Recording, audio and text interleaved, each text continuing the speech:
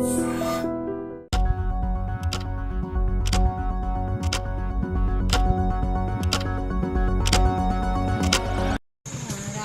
ఆంగో వచ్చింది, మొన్న నైట్ వచ్చిందండి. అది మొన్న మధ్యాహ్నం వచ్చి నెక్స్ట్ డోర్ మీదకి ఇలా ఉంది. నేను బయటకు వస్తున్నాను, వస్తుంటే అది నేను చూసి ఇలా వంకర తిరిగింది.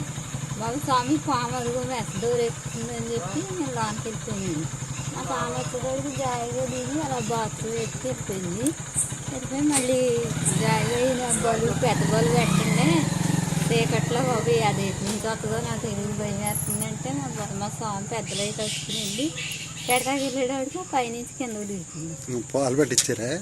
అందుకని వస్తుందా కర్ర ఇచ్చారు, కర్ర అట్టుకుని వెళ్ళారండి. వెళ్ళేటప్పుడు మళ్ళీ ఎందులో దూరేసిన కనపడలే. అక్కడ నుంచి పక్కనే చూస్తున్నారు, జాయి వస్తుంది గిన్నెలో పాలు అక్కడ ఎట్టన్నారు. పెట్టి లోనికి వెళ్ళిపోయింది. నేను భయం వేసి ఆయన ఏమో ఇలా వచ్చేసారు. వచ్చాక అది వచ్చి తాగి బెదిరేసేసారండి. బాబు ఇంట్లోకి వచ్చేద్దేమో కొట్టేయండి అంటే కొట్టకుండా బెదరేసారు, వెళ్ళిపోయింది. దోసుకోం కదండి, ఓ దెబ్బ ఎత్తి వదిలేమంటే మళ్ళీ పగట్టేద్దని భయం వేసి బెదరేయగానే వెళ్ళిపోయింది. కాదమ్మా, పాము పాలు తాగిందా? నిండా ఇస్తేనండి. నువ్వే పెట్టావా, ఆయన పెట్టాడా? నేనే ఇస్తేనండి. అది రాకుండానే వస్తుందని చెప్పి అది ఎత్తేసి లోపలికి మొత్తం తాగేసిందా? మొత్తం తాగదు, సగం తాగింది.